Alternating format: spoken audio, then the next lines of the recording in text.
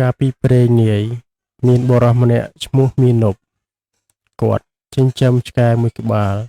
ហើយនិងសេះមួយក្បាលរាល់ថ្ងៃគាត់តែងតែទៅស្រែចម្ការ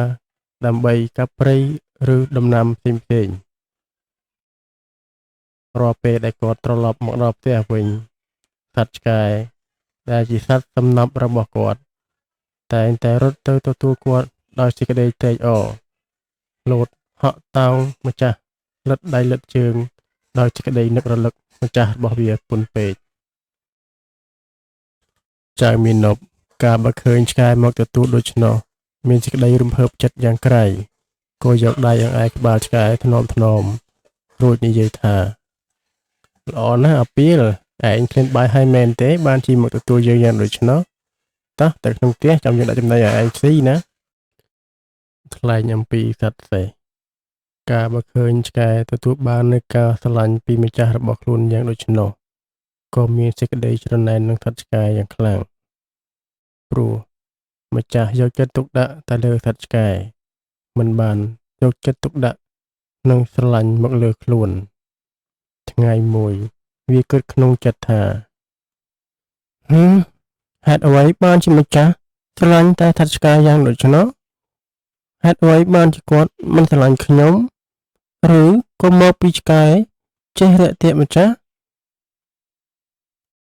មួយរំពេចមកចៅមាណពក៏បានត្រឡប់មកពីធ្វើការដូចសពមួយដងពេលនោះសេះឃើញម្ចាស់របស់វាមកដល់